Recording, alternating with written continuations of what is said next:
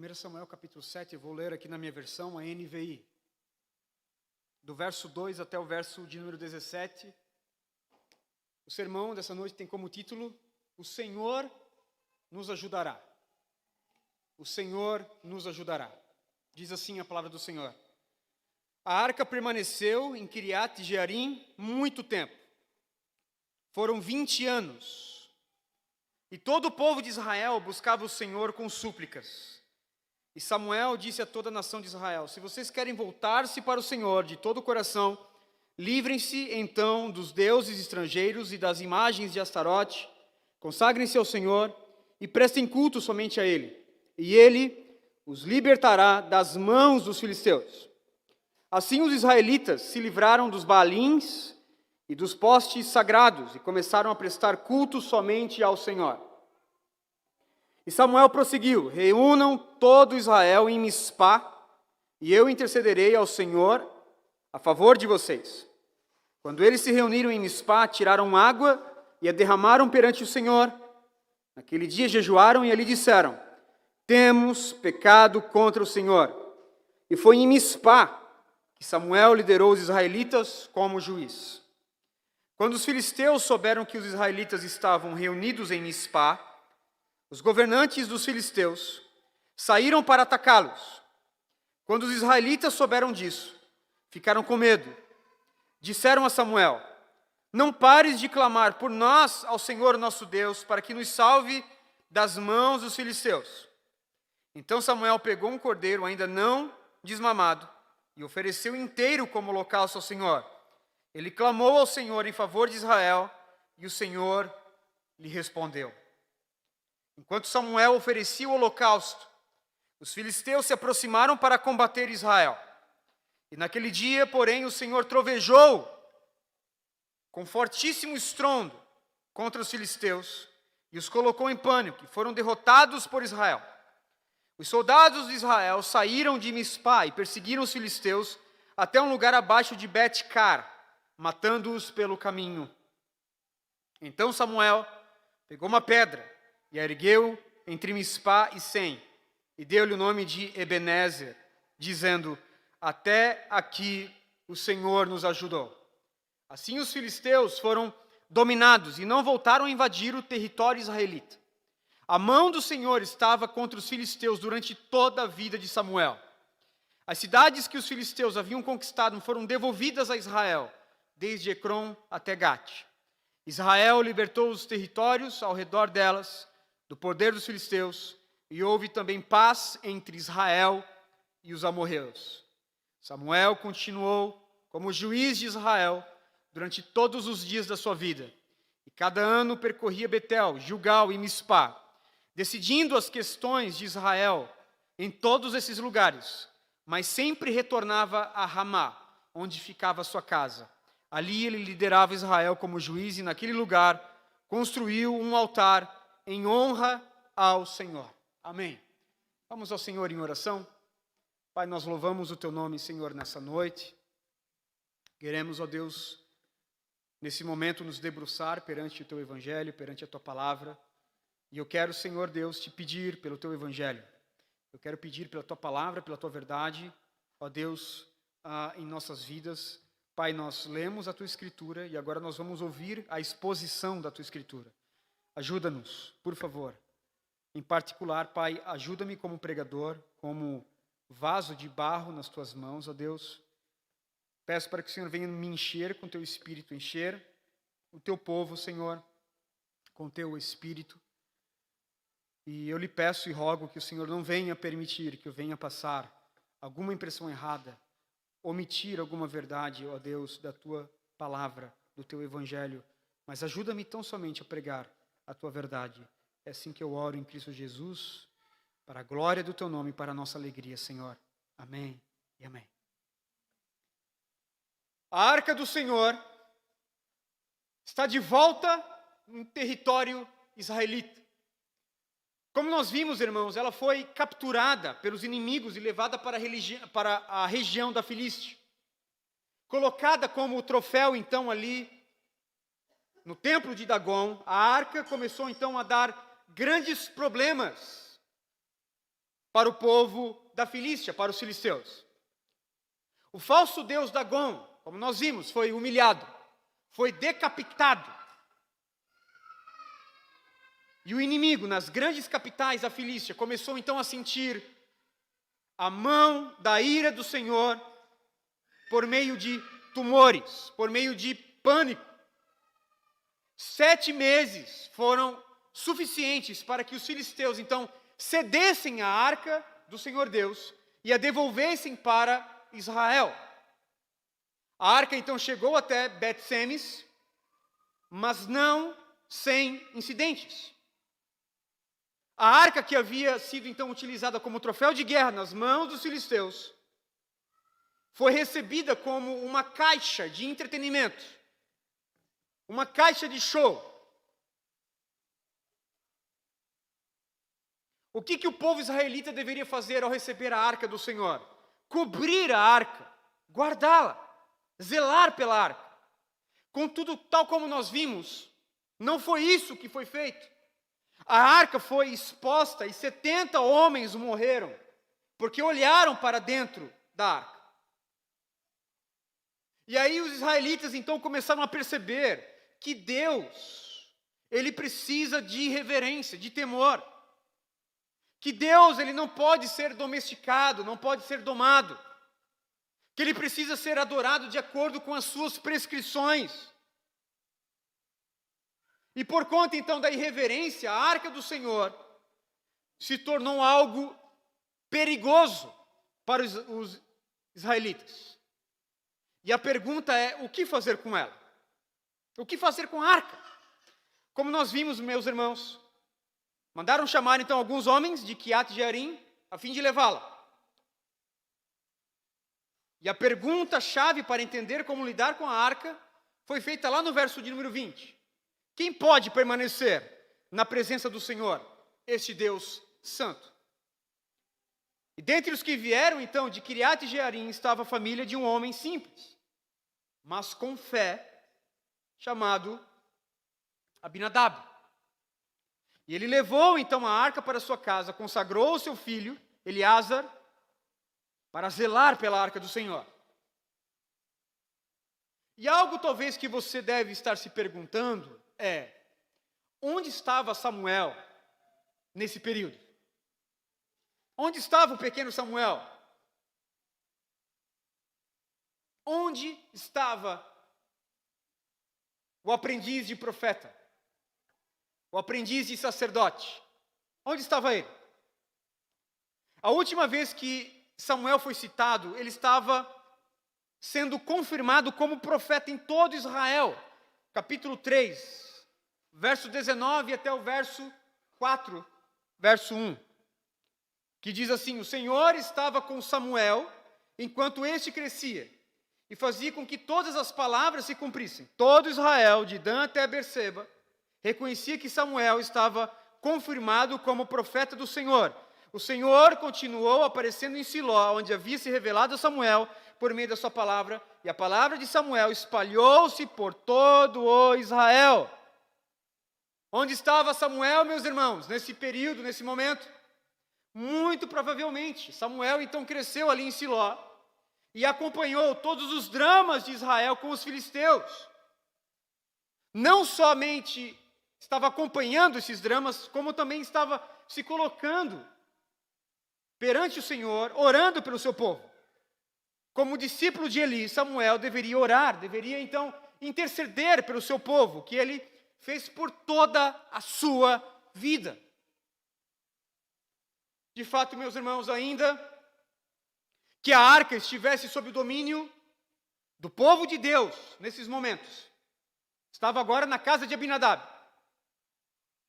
As orações e a liderança, então, de Samuel eram cruciais neste momento ímpar do povo de Israel.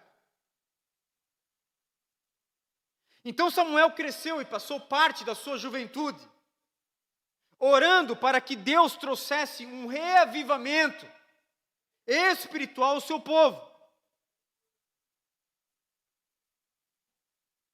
E com certeza, a derrota sofrida lá em Ebenezer, e a tomada da arca, deixou ali marcas para sempre no coração do pequeno Samuel. Os anos então foram se passando, e Samuel então na sua juventude começou a notar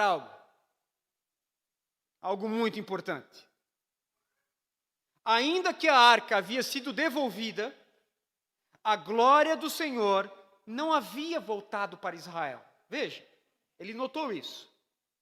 A arca estava de volta, agora estava em território israelita, guardada na casa de Abinadab, mas a glória do Senhor ainda não havia voltado para Israel. A arca não estava mais repousando no tabernáculo.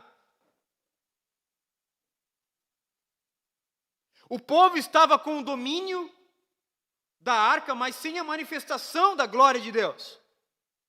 E é nesse momento, então, que Samuel é peça-chave, fundamental para levar Israel a um arrependimento genuíno, meus irmãos. A promessa de Deus, ela se encontra lá em Zacarias capítulo 1, verso 3. Voltem para mim, diz o Senhor, e eu me voltarei para vocês, diz o Senhor dos Exércitos. Samuel, então, ele está disposto a conduzir o povo para se voltar ao Senhor Deus. Deus deseja restaurar o seu povo. Contudo, antes, eles precisam se voltar para o Senhor. A glória do Senhor só vai voltar definitivamente para Israel mediante ao genuíno arrependimento. E foi exatamente isso que Samuel, então, notou naqueles dias. Sem arrependimento, não há glória. Sem arrependimento profundo, sem arrependimento genuíno, não há restauração profunda e genuína da parte de Deus. Essa é a grande verdade do texto. O genuíno arrependimento, ele é fundamental para o nosso relacionamento para com Deus. A pergunta é, de que forma nós podemos ver isso no texto? Ou melhor, quais são as evidências de um verdadeiro arrependimento, segundo o que nos diz aqui 1 Samuel, capítulo 7, do verso 2 ao verso 17. Em primeiro lugar, meus irmãos, do verso 3 ao verso 4, o verdadeiro arrependimento, ele é evidenciado pelo abandono dos falsos ídolos. Essa é a primeira grande verdade do texto. O verdadeiro arrependimento, o genuíno arrependimento, ele é evidenciado pelo abandono dos falsos ídolos, dos postes ídolos.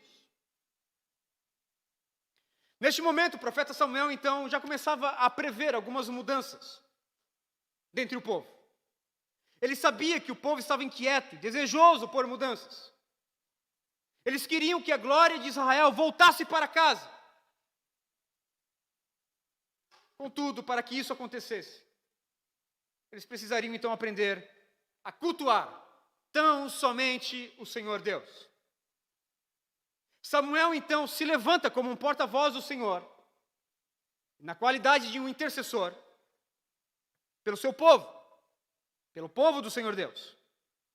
E a sua mensagem, em essência, foi a mesma de João o Batista, foi a mesma de Cristo Jesus. Arrependam-se e creiam tão somente em Deus. Essa é a mensagem, meus irmãos, mais importante, mais crucial, mais forte de um ministro. Até que todos se voltem ao Senhor em arrependimento. O profeta Samuel não tem outra palavra de consolo ao povo, à nação de Israel. Eles precisam se arrepender de uma forma genuína e verdadeira. Quais são os passos para isso? Abandonar de uma vez por todas os falsos ídolos. É isso que o texto nos diz a partir do verso 2. A arca permaneceu em Kiriat Jearim por muito tempo, foram 20 anos. E todo o povo de Israel buscava o Senhor com súplicas. E Samuel disse a toda a nação de Israel: Se vocês querem voltar-se para o Senhor de todo o coração, livre-se então dos deuses estrangeiros e dos postes sagrados. Consagrem-se ao Senhor e prestem culto somente a Ele, e Ele os libertará das mãos dos filisteus. Assim os israelitas se livraram dos Baalins e dos postes sagrados e começaram a prestar culto somente ao Senhor. O povo de Israel havia adicionado, então, muitos elementos do paganismo religioso em suas práticas de adoração. Foi exatamente por isso que o Senhor havia levantado alguns juízes dentre o povo, a fim de purificar o seu povo, chamando-os ao arrependimento, ao abandono desses falsos ídolos. E o que é interessante, meus irmãos, é que o povo não havia abandonado, veja bem, o povo não havia abandonado a lei mosaica, nem mesmo abandonado o culto ao Senhor. Antes, eles estavam, então, desejando fazer uma espécie de sincretismo, adulterando a verdadeira adoração a Deus com elementos estranhos, oriundos do paganismo cananeu. Por isso que Samuel vai dizer: cultuem somente ao Senhor. Veja, a adoração aqui estava sincrética, havia aqui uma mistura. Elementos aqui do paganismo estavam aqui envolvidos na adoração ao Senhor. E de acordo com os primeiros versos, os israelitas estavam adorando Baalins e Astarotes. As formas plurais aqui se referem a diversas manifestações locais e a ídolos conhecidos de Canaã: Baal e Astarote. Astarote era adorada numa ampla região ali de Canaã como deusa da fertilidade, a deusa do amor, deusa da guerra. Os Baalins eram divindades praticamente masculinas, correspondentes de Astarote. Alguns arqueólogos vão sustentar que esses ídolos são representações masculinas e femininas desse mesmo falso deus chamado Baal. E fica claro para nós, meus irmãos, portanto, que Israel havia quebrado o primeiro e o segundo mandamento do Senhor Deus, que o Senhor Deus deu para Israel em Êxodo capítulo 20, a partir do verso 2. Eu, Senhor, o teu Deus, que te tirou do Egito, da terra da escravidão, sou o Senhor, não terás outros deuses além de mim, não farás para ti nenhum ídolo, nenhuma imagem de qualquer coisa no céu, na terra, ou nas águas debaixo da terra. Nem te prostrarás diante deles, nem lhe prestarás culto, porque eu, Senhor, o teu Deus, sou Deus zeloso, que castiga os filhos pelos pecados de seus pais, até a 3ª e 4ª geração daqueles que me desprezam, mas trato com bondade até 1000 gerações aos que amam e guardam os meus mandamentos. Portanto, Israel pecou gravemente aqui, quebrando o primeiro e o segundo mandamento. O que fazer diante disso? Samuel instigou, exortou o povo, que eles deveriam então se voltar ao Senhor de todo o coração, abandonando os falsos ídolos. Samuel pregou, apelou ao povo para que eles pudessem então verdadeiramente se arrepender de seus pecados. Meus irmãos, Deus não pode dar vitória ao seu povo e nem mesmo reatar o seu relacionamento com o seu povo se houver presença de amores rivais, de ídolos rivais, de afeições rivais. Por isso o povo precisa abandonar completamente a idolatria. Como fazer isso? O texto nos responde. Eles deveriam se livrar dos deuses estrangeiros. E com toda certeza, meus irmãos, a ordem aqui para abandonar os deuses estrangeiros, com toda certeza, envolvia muito mais do que jogar algumas estátuas numa vala, no lixo. A idolatria naquele tempo, assim como os dias de hoje, envolvia todo um modo de vida. Abandonar os Baalins e Astarotes exigia praticamente 2 movimentos abruptos, cirúrgicos. Em primeiro lugar, os israelitas deveriam abandonar as práticas que eram normais e amplamente difundidas na época. Em outras palavras, eles deveriam ser santos, na essência dessa palavra. Eles deveriam ser completamente separados, distinguidos dentro daquela cultura. Em segundo lugar, os israelitas deveriam vencer a tentação de uma adoração pagã e sensual. A adoração, meus irmãos, a Baal e Astarote envolvia ofertas de sexo ritual para influenciar ali forças da fertilidade. E de fato, muito provavelmente, muitos israelitas achavam que este era um modo mais agradável, então, de fazer com que as colheitas pudessem aumentar na sua qualidade, na sua quantidade. Era mais fácil recorrer a Astarote e se render a um culto ritual, sensual, na prática do sexo ritualístico, do que orar ao Senhor. Muitos estavam se rendendo a isso.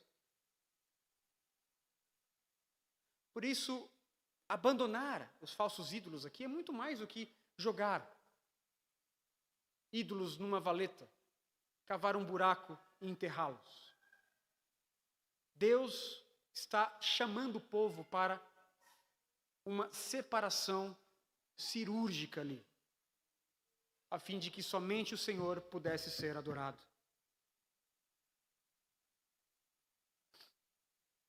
Não bastava, irmãos, ter um desejo. O arrependimento sincero, genuíno, ele passa por essa atitude radical. Não basta ter emoção, é necessário um rompimento radical com elementos cultuais que por vezes estavam cercando o povo. E esse, então, é o primeiro passo do arrependimento, uma convicção de idolatria e abandono radical dessa idolatria. Sem esse rompimento cirúrgico, nós não podemos ter uma evidência genuína de arrependimento, conforme o Evangelho. Portanto, o verdadeiro arrependimento, ele é evidenciado com o abandono da idolatria, com o abandono dos falsos ídolos, ao fim de cultuar tão somente ao Senhor. Em segundo lugar, meus irmãos, nós podemos ver nesse texto que o verdadeiro arrependimento, ele é evidenciado com a confissão de pecados. O povo deveria jogar os ídolos fora e confessar o seu pecado ao Senhor. Não bastava tão somente abandonar a idolatria. Eles precisavam então confessar publicamente este pecado. E a pergunta é: o que é a confissão de pecados? O que é uma confissão de pecado? A verdadeira confissão de pecado, irmãos, é o reconhecimento do pecado e da gravidade deste pecado para com Deus, e o pronunciamento desse ato perante Deus. O pecado tem nome. É a confissão do pecado diante do Senhor. Confessar os pecados significa concordar com o Senhor Deus que Ele se ofendeu por este pecado. Eu concordo com o Senhor. Eu pequei contra o Senhor sabe disso.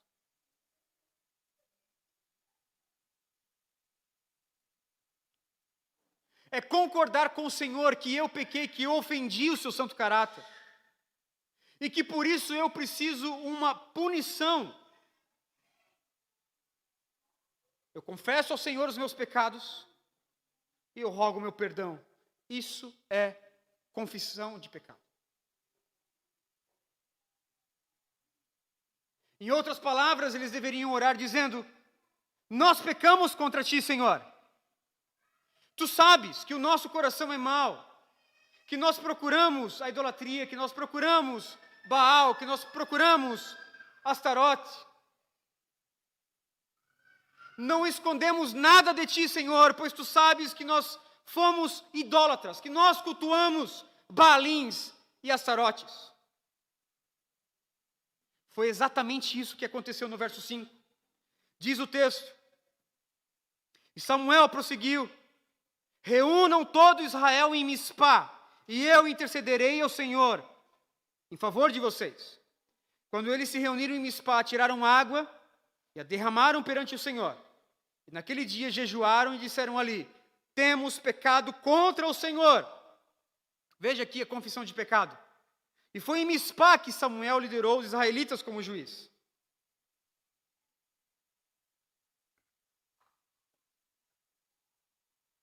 Samuel então chamou o povo para uma assembleia pública em Mispá. Enquanto o povo então chegava a Mispá, Samuel intercedia e orava pelo povo. Encorajados aqui pela mensagem do profeta, o povo respondeu a essa convocação do profeta com duas ações destinadas a expressar a sua contrição pelo pecado. Veja aqui, em primeiro lugar, que eles derramaram água perante o Senhor. Eles derramaram água perante o Senhor. E aí, crianças, por favor, eu quero que vocês possam desenhar aí um homem derramando água e chorando assim, bem triste, pelos seus pecados. O que significa essa prática, meus irmãos? A prática, ela não é completamente clara aqui, mas muito possivelmente ela ilustrava que eles estavam derramando ao Senhor os seus pecados, enquanto que este ato apontava para a dependência deles no Senhor. Haja vista que a água, ela é um elemento essencial para a sustentabilidade da vida. Em outras palavras, eles estavam contritos, demonstrando que eles necessitavam do perdão do Senhor, muito mais do que um sedento por um copo de água. Em segundo lugar, veja que eles convocaram aqui um jejum público, cujo propósito era expressar a humilhação e a fome pelo perdão do Senhor Deus. Foi com esses dois gestos que os israelitas compareceram então diante do Senhor.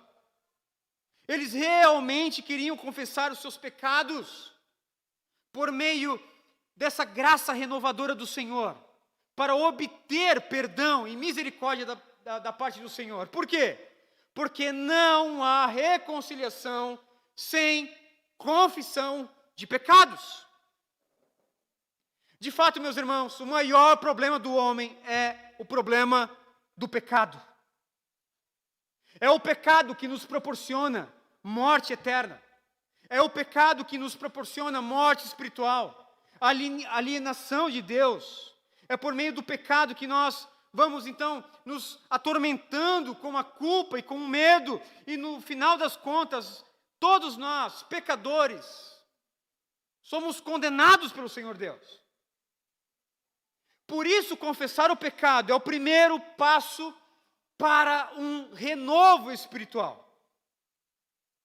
A única solução para o povo era se voltar com mente e coração ao Senhor, confessando os seus pecados e rogando pelo perdão. Meus irmãos, a Escritura, ela fala em duas espécies de perdão da parte do Senhor Deus. Nós podemos ver um perdão judicial. O perdão judicial vem de Deus, o justo juiz, que limpa os nossos pecados, que apaga os nossos pecados dos seus registros eternos e nos liberta do castigo mediante a justificação pela fé. Ou seja, este é um perdão judicial da parte de Deus. Os vossos pecados estão todos quitados, todos perdoados. Um perdão judicial. Contudo, há um perdão também, meus irmãos, paternal. O perdão paternal, ele é concedido a nós, crentes do Senhor Jesus, pelo nosso amoroso Pai Celestial. À medida, então, que nós vamos confessando os nossos pecados e buscamos a santificação. Este é o perdão que ocorre aqui no verso de número 6, é o perdão paternal da parte do Senhor Deus. Quando uma criança desobedece o seu pai, a relação pai e filho não é quebrada. A criança ali é um membro da família e há um sentido em que ela já está perdoada. Visto que ela está sob a proteção do amor paternal do seu pai. Mas há algo ali da intimidade da relação pai-filho que foi perdida. Até que a criança venha pedir perdão. É essa relação, meus irmãos, que havia então sido perdida, quebrada pela idolatria do povo. Eles precisavam do perdão paternal do nosso Deus. Uma vez que Israel abandonou os ídolos e confessou seus pecados ao Senhor, eles estavam se mostrando desejosos em reatar o seu relacionamento com o Pai, com o Senhor Deus. E aí aqui eu quero chamar a sua atenção, porque nós temos algumas formas de confissão na Bíblia, na Escritura Sagrada. Algumas confissões de pecado nós podemos ver na Escritura, irmãos, que foram simplesmente, meramente palavras jogadas ao vento. De fato, há uma forma bíblica, há uma forma digna de confessar os pecados ao Senhor. Charles Spurgeon, o príncipe dos pregadores,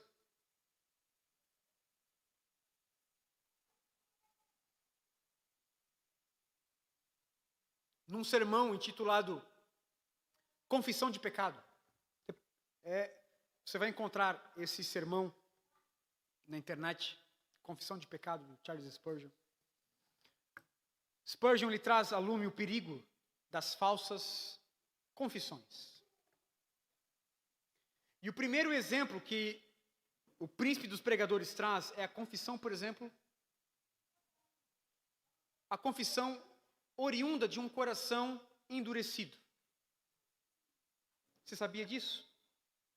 Você sabia que um coração endurecido pode confessar o seu pecado ao Senhor Deus?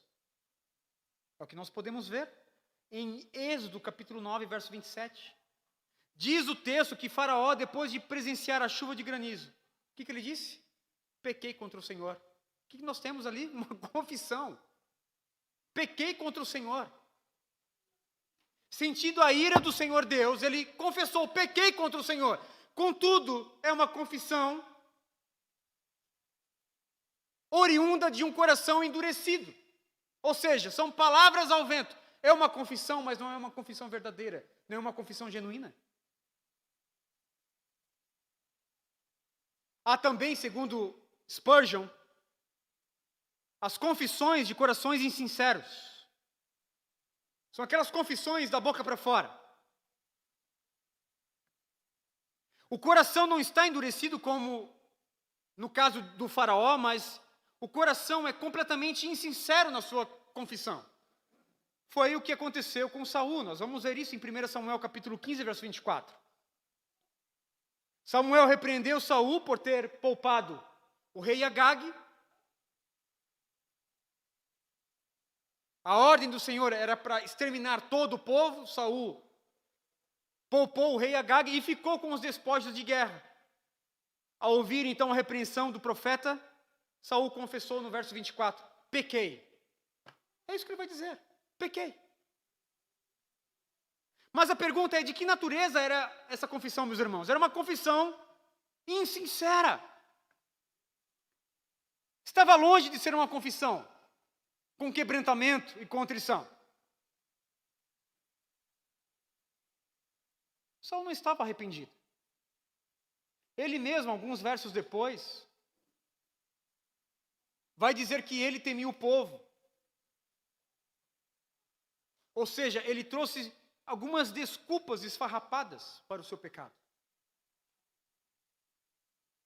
Há também aqueles que confessam, o seu pecado num desespero, mas sem quebrantamento genuíno.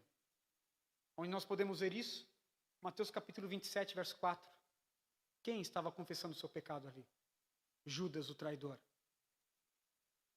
Pequei, ele vai dizer, pois traí sangue inocente.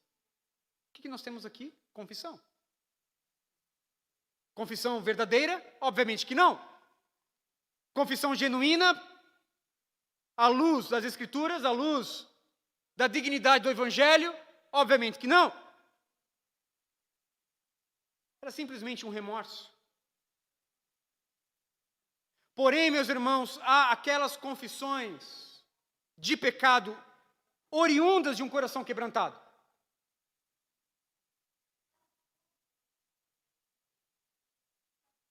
Essas confissões de quebrantamento, de contrição, é que nós podemos ver aqui, com o povo de Israel. Foi a confissão que nós podemos ver, por exemplo, naquela famosa parábola de Cristo Jesus em Lucas capítulo 15, do filho pródigo, o jovem que, comendo ali comida de porcos, tomando consciência, caindo em si, disse: quantos empregados do meu pai têm comida de sobra, e eu aqui morrendo de fome? Eu me porei ao caminho e voltarei para o meu pai, e lhe direi: pai, pequei contra os céus e contra ti, e não sou mais digno de ser chamado seu filho, trate-me como um dos seus empregados. O que nós temos aqui? Uma confissão verdadeira. É a mesma natureza da confissão do povo aqui em Mispá. Essa é a verdadeira confissão de pecado. É a confissão que é produzida pela tristeza, segundo Deus. 2 Coríntios capítulo 7, verso 9. É essa confissão, meus irmãos, que nós podemos ver nesse texto. Todos estavam cientes que haviam pecado gravemente contra o Senhor, estavam desejosos por um renovo espiritual. Em terceiro lugar, o verdadeiro arrependimento, ele é evidenciado por uma dependência única e exclusiva do Senhor Deus. O verdadeiro arrependimento, ele é evidenciado com uma dependência única e exclusiva no Senhor, o nosso Deus. Além de abandonar e confessar os seus pecados ao Senhor, os israelitas também deveriam aprender uma lição muito importante. Se desejassem se arrepender genuinamente, eles deveriam depender somente do Senhor. Somente do Senhor. Veja o que diz a partir do verso 7. Quando os filisteus souberam que os israelitas estavam reunidos em Mispá, os governantes dos filisteus saíram para atacá-los. Quando os israelitas souberam disso, ficaram com medo dos filisteus e disseram a Samuel: não pare de clamar por nós, ao Senhor nosso Deus, para que nos salve das mãos dos filisteus. Então Samuel pegou um cordeiro ainda não desmamado e ofereceu inteiro como holocausto ao Senhor. Ele clamou ao Senhor em favor de Israel e o Senhor lhe respondeu. Pense comigo aqui nessa cena, imagine comigo essa cena.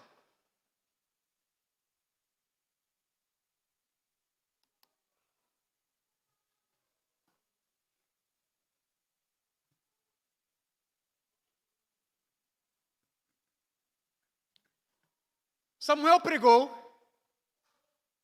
e convocou os israelitas que se arrependessem, que voltassem ao Senhor Deus.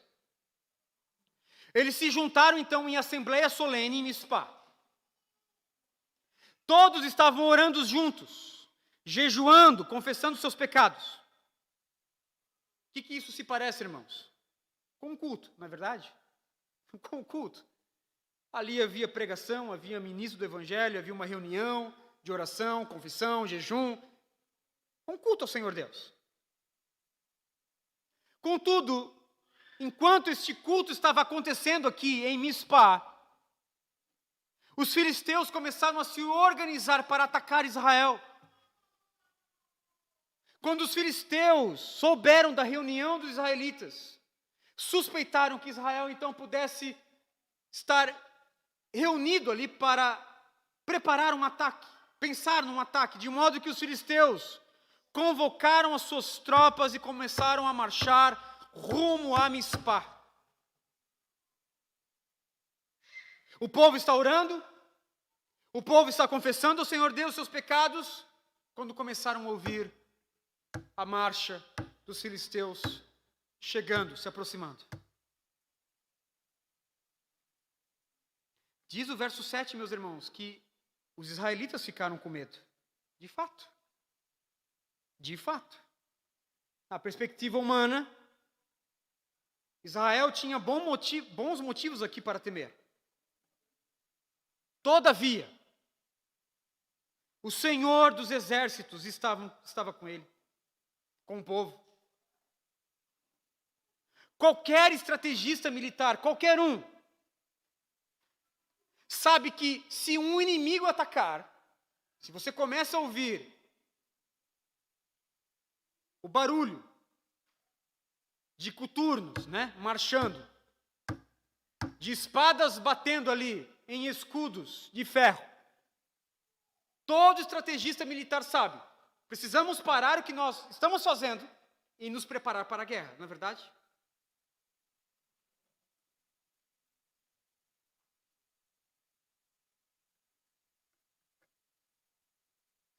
Mas não é o que o Senhor Deus faz aqui. No tempo do Senhor, na estratégia do Senhor, este momento é tempo de confissão. Este momento é tempo de oração. E o que Deus desejava então ensinar ao povo e nos ensinar nessa noite? Completa e única dependência.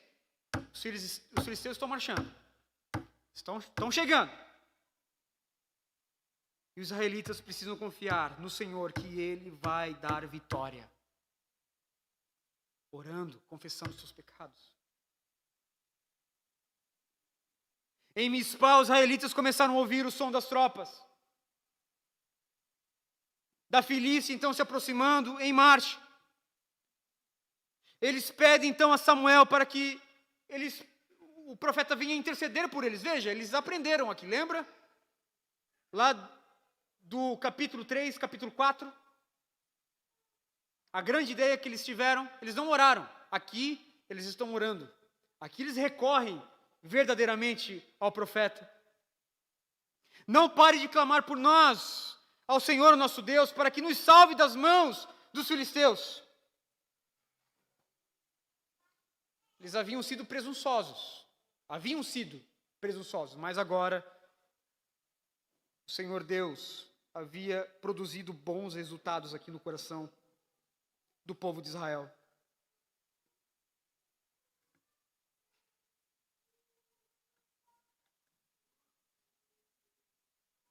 Na última batalha eles estavam esperançosos ali de que a arca iria trazer vitória.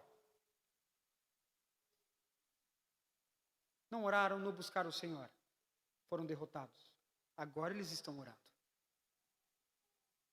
Confessando. Eles não pegaram em armas aqui. Não pegaram em espada. Estão confessando, estão orando. Estão cultuando o Senhor.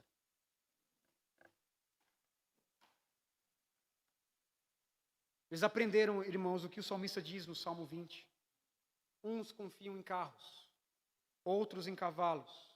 Nós, porém, nos gloriamos e confiamos no nome do Senhor, o nosso Deus. Diz o texto que Samuel orou e ofereceu um holocausto ao Senhor, intercedendo pelo povo. E o que aconteceu? Verso 9. E o Senhor respondeu. Ele orou, intercedeu e o Senhor lhe respondeu. Meus irmãos, eis aqui o decreto da vitória do povo do Senhor Deus. O Senhor respondeu. Tudo muda quando o Senhor ouve e responde com favor o seu povo. Diz o verso 10 em diante. Enquanto Samuel oferecia o holocausto, os filisteus se aproximaram para combater Israel. Naquele dia, porém, o Senhor trovejou com fortíssimo estrondo contra os filisteus e os colocou em pânico. Então foram derrotados por Israel. Os soldados de Israel saíram de Mispá e perseguiram os filisteus até um lugar abaixo de Bet-car, matando-os pelo caminho. Então Samuel pegou uma pedra e ergueu entre Mispá e Sem e deu-lhe o nome de Ebenezer, dizendo: até aqui o Senhor nos ajudou. Aleluia! Aleluia! O Senhor respondeu.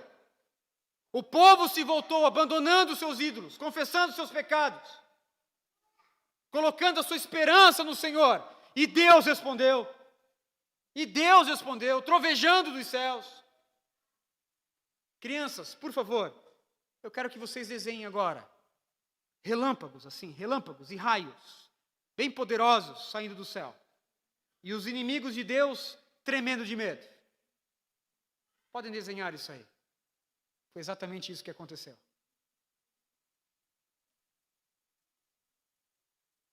O Senhor respondeu e deu vitória ao seu povo. Os filisteus estavam marchando quando o Senhor Deus trovejou com estrondos, com relâmpagos e trovões. Diz o texto que os filisteus ficaram em pânico, meus irmãos, completamente atordoados com aquele fenômeno. O que nós temos aqui, uma vez mais, nós temos aqui um encontro de poder. Lembra do encontro de poder lá no templo de Dagon? Do encontro de poder no Monte Carmelo? É o que nós temos aqui. Baal era conhecido como o Deus cananeu dos trovões. E o que nós vemos, irmãos, nesse texto, que o nosso Deus é ainda maior. Que os seus trovões são mais amedrontadores do que os trovões do falso Deus Baal. O nosso Deus é poderoso. O nosso Deus respondeu com favor ao seu povo. E agora sim, Israel pode atacar. Deus já anunciou sua vitória por meio dessa renovação espiritual. Vendo o inimigo em pânico, Israel contra-atacou os filisteus e os derrotou, matando cada um deles pelo caminho. Perceba aqui o contraste da batalha anterior. Os mesmos povos, com os mesmos exércitos, com as mesmas armas, todavia com resultados diferentes. Por quê? Aqui o Senhor deu vitória para o seu povo. O povo se voltou em contrição, com verdadeiro arrependimento, e o Senhor se voltou para o povo e deu vitória a Israel. O que nós podemos aprender, meus irmãos? Sempre que o povo de Deus depende dos seus próprios planos e recursos, os seus esforços fracassam, envergonham o nome de Deus. Porém, quando o povo de Deus confia no Senhor e ora ao Senhor, Ele supre as suas necessidades e o seu nome é glorificado. De fato, há poder na oração, há poder no jejum, há poder na confissão de pecado. Há poder nisso, meus irmãos, há poder. Diz o registro da história que o pai da fé presbiteriana, John Knox, diz a história que enquanto John Knox liderava as reformas ali na Escócia, Maria Stuart, rainha da Escócia, disse: eu temo mais as orações desse homem, John Knox, do que uma tropa de 10 mil homens. Eu temo mais os joelhos dobrados de John Knox do que um exército inteiro de 10 mil homens. contra a Escócia. A pergunta é, o que há de tão poderoso nas orações? O que há de tão poderoso num jejum, meus irmãos? O poder da oração. O poder do jejum está no fato de que Deus é poderoso o suficiente para ouvir e atender. O povo orou, o povo clamou, o povo jejuou e Deus respondeu.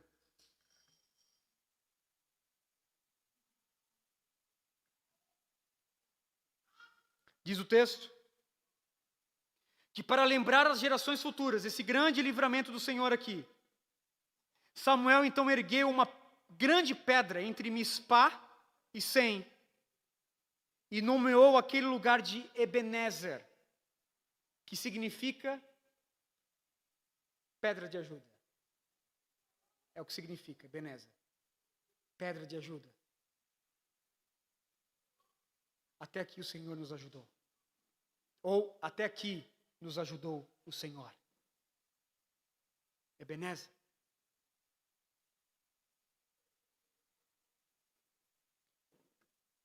Quando Samuel ele ergue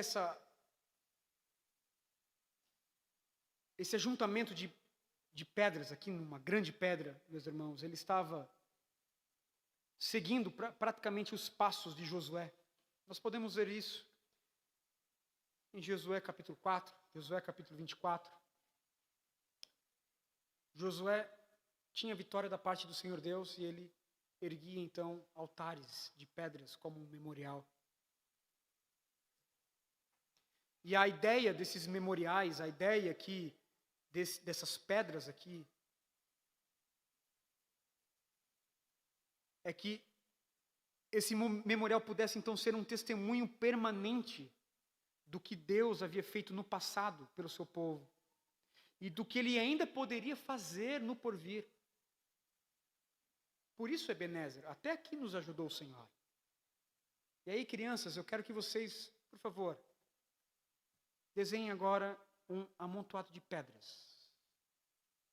Amontoado de pedras. E aqueles que podem escrever, escrevam Ebenezer.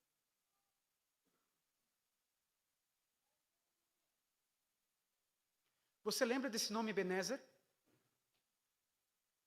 Ebenezer, meus irmãos, era o nome do lugar da derrota que o povo, do lugar da derrota que o povo sofreu lá no capítulo 4, verso 1. Não é interessante?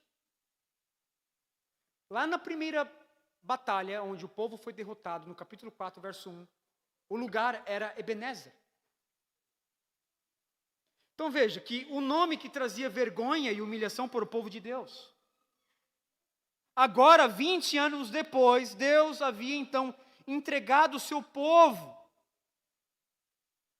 à vitória. 20 anos se passaram.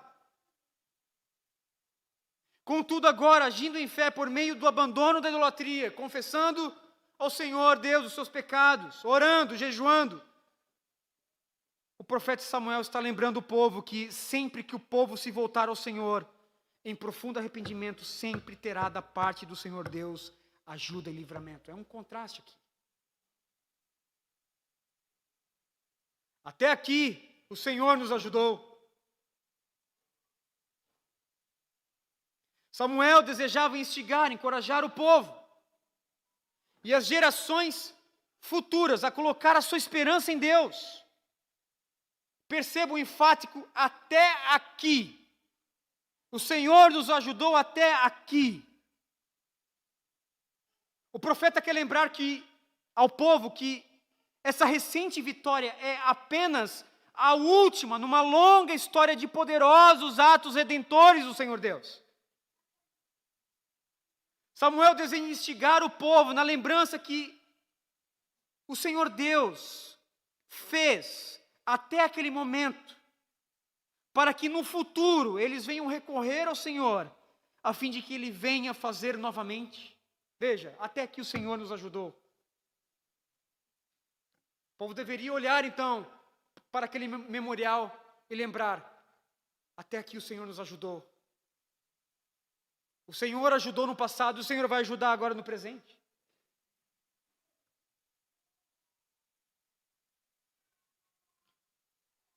o exílio da glória de Deus, o Icabod, foi perpetuado, né? Nessa palavra, Icabod, a glória se foi. Contudo, quando o povo se volta em profundo e genuíno arrependimento, o Senhor intervém e dá a vitória ao seu povo. E esse livramento é perpetuado com o Ebenezer. Até aqui nos ajudou o Senhor. Até aqui nos ajudou o Senhor. Duas aplicações finais. Primeira aplicação. Nós, crentes em Cristo Jesus, nós vivemos do passado. Nós vivemos do passado. Meus irmãos, eu creio que todos nós temos inúmeras razões para render louvores ao Senhor em gratidão. Eu creio que há incontáveis razões para o nosso coração dizer: Ebenezer, até aqui o Senhor nos ajudou. Quando você achou que não iria conseguir, você conseguiu pela graça do Senhor. O Senhor lhe ajudou. Quando você achou que iria desistir, desanimar, largar tudo, jogar tudo para o alto, o Senhor lhe deu persistência. O Senhor lhe ajudou.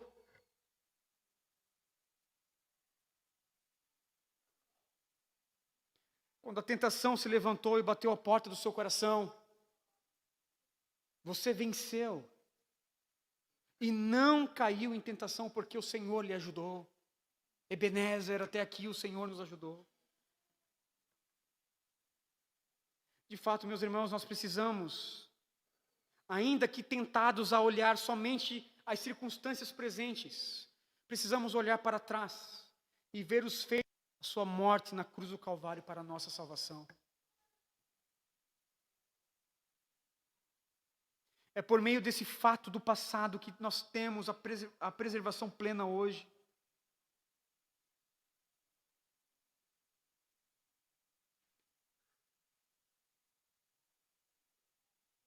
Se fomos alcançados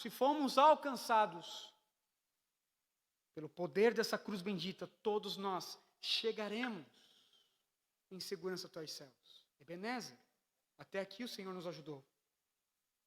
De fato, nós não vivemos no passado. Nós não vivemos no passado, mas a gente vive do passado. Vivemos daquilo que Deus proporcionou a todos nós em Cristo Jesus. Sabe qual é o momento que nós podemos celebrar o Ebenezer numa igreja local? Até aqui o Senhor nos ajudou. Todos os cultos, obviamente, mas especialmente no culto de ceia. Quando nós seguramos em nossas mãos o pão e o vinho, nós podemos dizer: Ebenezer, até aqui o Senhor nos ajudou. Eu era inimigo do Senhor, mas o Senhor Deus me chamou com graça e tem me ajudado dia após dia. De modo que, independente da ocasião, da circunstância, eu posso declarar ao meu coração: até aqui o Senhor me ajudou.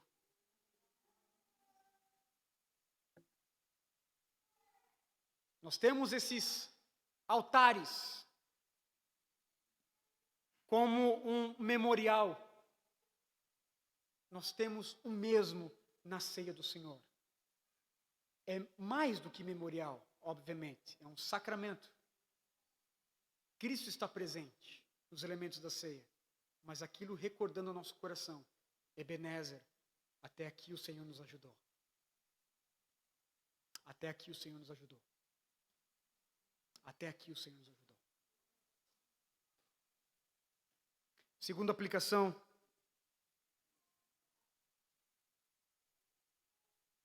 Eu quero chamar a sua atenção para os perigos de um arrependimento tardio. Os perigos de um arrependimento tardio. Israel viveu 20 anos.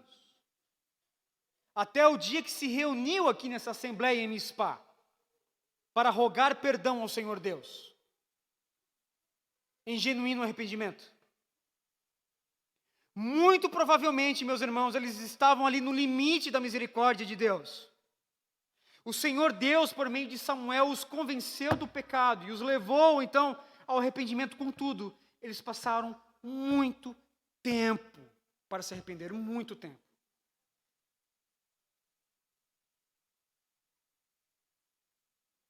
E pela providência amorosa do Senhor,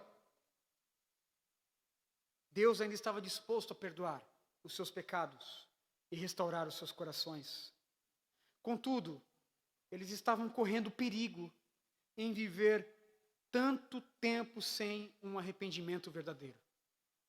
E aí aqui eu quero destacar alguns perigos de um arrependimento tardio. O primeiro perigo de um arrependimento tardio é o perigo do endurecimento de coração. Isso é muito perigoso. Foi exatamente isso que aconteceu com o Faraó.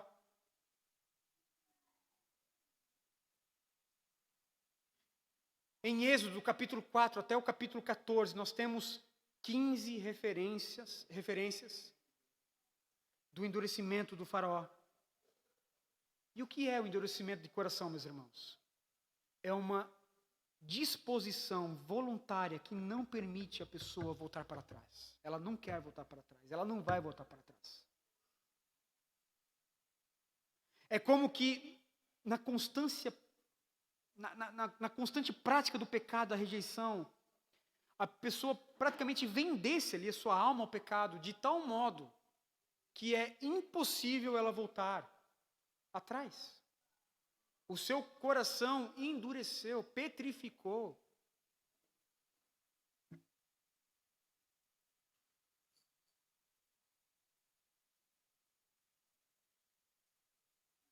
É como se o próprio Deus fechasse todas as oportunidades para que esse coração pudesse ser salvo. Alguém pode pecar ao ponto de endurecer o seu próprio coração? Com toda certeza. Hebreus capítulo 3, verso 7 ao 11, vai nos dizer: hoje, se vocês ouvirem a sua voz, não endureçam o coração, como na rebelião durante o tempo da provação, no deserto, onde os seus antepassados me tentaram pondo-me à prova, apesar de que durante 40 anos terem visto o que eu fiz. Por isso fiquei irado contra aquela geração e disse: o seu coração está sempre se desviando, e eles não reconheceram os meus caminhos. Assim jurei na minha ira: jamais entrarão no meu descanso.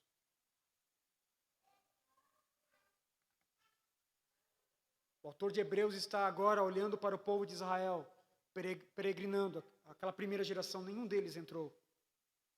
Todos morreram no deserto, porque o Senhor Deus endureceu o coração deles por conta do pecado. O que aconteceu? Demoraram demais para se arrepender. E Deus jurou: jamais vão entrar no meu descanso, jamais.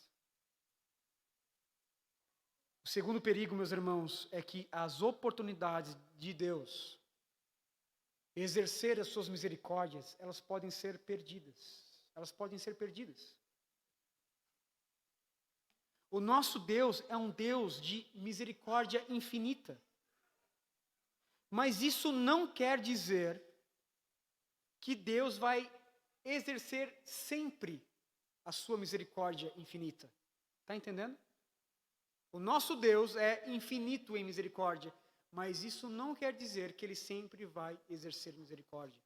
Não são as mesmas coisas.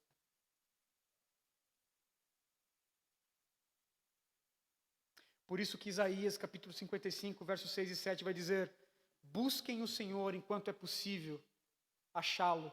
Clamem por Ele enquanto Ele está perto. Que o ímpio abandone o seu caminho, o homem mau os seus pensamentos. Voltem-se para o nosso Deus, pois Ele dá de bom grado o seu perdão. Que perigo é esse?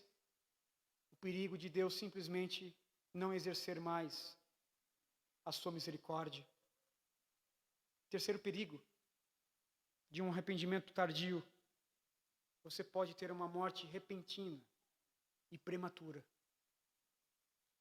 Se passaram 20 anos, não é verdade? Você acha mesmo que ninguém morreu nessa época? Muitos morreram. Muito provavelmente centenas de pessoas morreram num prazo de 20 anos que não presenciaram essa reunião solene em Spa. Morreram de forma repentina. Morreram de forma prematura. Morreram impenitentes e por isso foram condenados. Não chegaram nesse capítulo de número 7, morreram nesses 20 anos.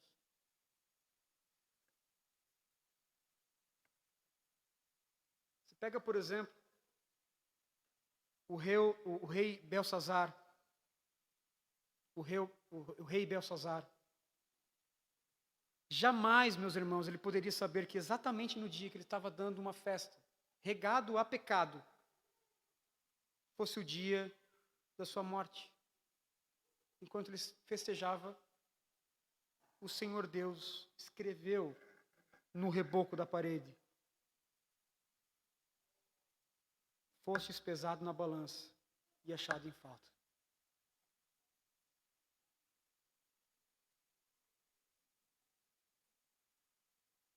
Como nós não sabemos o dia da nossa morte, um arrependimento tardio pode ser muito perigoso e muito provavelmente fatal. Quarto perigo, e eu termino aqui. Quarto perigo, meus irmãos, é chegar no limite legal da prática do pecado. É chegar ao limite legal da prática do pecado. Quando nós estudamos a fundo a doutrina da ermatologia, nós precisamos reconhecer que há um limite legal da prática do pecado estabelecido por Deus para todo homem. Ninguém pode pecar de forma desenfreada, extrapolar a cota que o Senhor Deus predeterminou para cada pessoa, para cada homem. Há uma cota, uma medida de pecado, que quando estiver cheia, essa pessoa estará sob a ira de Deus em sua extensão máxima. É isso que nós podemos ver em Gênesis capítulo 15, verso 26. O texto vai dizer acerca da iniquidade dos amorreus que não havia chegado na medida predeterminada por Deus. O que é isso? A medida legal que Deus predeterminou a esse povo. Paulo, escrevendo aos Tessalonicenses, vai dizer no capítulo 2, porque vocês, irmãos, veja, porque vocês, irmãos, tornaram-se imitadores das igrejas de Deus em Cristo Jesus, que estão na Judéia. Vocês sofreram da parte dos seus próprios conterrâneos as mesmas coisas que aquelas igrejas sofreram da parte dos judeus, que mataram o Senhor Jesus e os profetas e também nos perseguiram. Eles desagradam a Deus e são hostis a todos, esforçando-se por nos impedir que falemos aos gentios e estes sejam salvos. Dessa forma, continuam acumulando seus pecados. Sobre eles, finalmente veio a ira. O que é isso? Acúmulo de pecado. Acúmulo de pecado. É o que Paulo vai dizer. Uma das teses de Paulo, a partir do capítulo 2 de Romanos, é que a vida do homem é um acúmulo de pecado. É pecado em cima de pecado. Por isso, meus irmãos, eu imagino que, por vezes, quando nós vemos uma tragédia, um tsunami no Oriente, exterminando 200, 300 mil pessoas,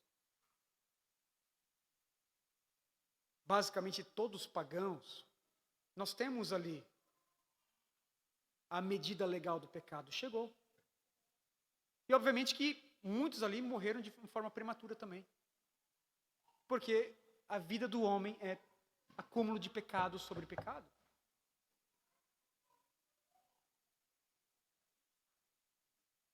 De fato, há um número limite de pecados que cada um pode praticar. Por isso, o arrependimento tardio, ele é muito, muito perigoso. Ele pode deixar a pessoa muito próxima desse limite, ou mesmo sem qualquer arrependimento, quebrantamento de coração, chegar a este limite. Quando isso acontecer, será juízo de Deus, vindo a cavalo, a ira de Deus. O que nós vamos fazer, irmãos? O que precisamos fazer? Busquemos ao Senhor em arrependimento profundo.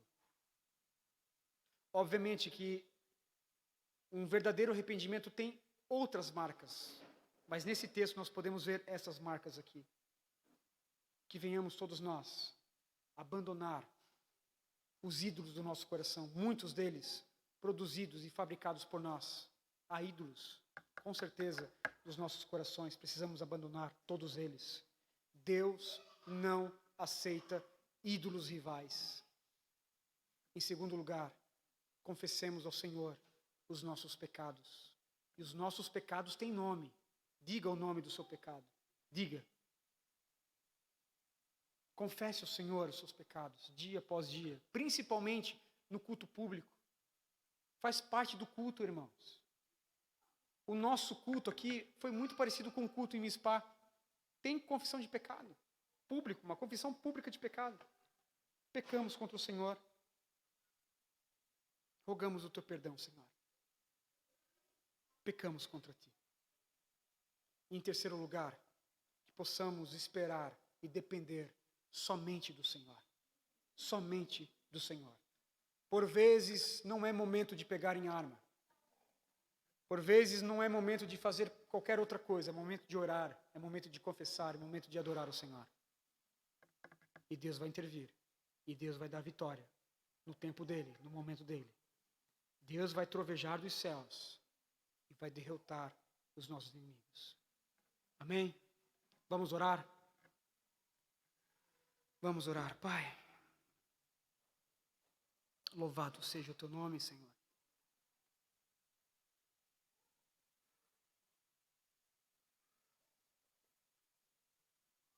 Louvado seja o teu precioso nome, Cristo.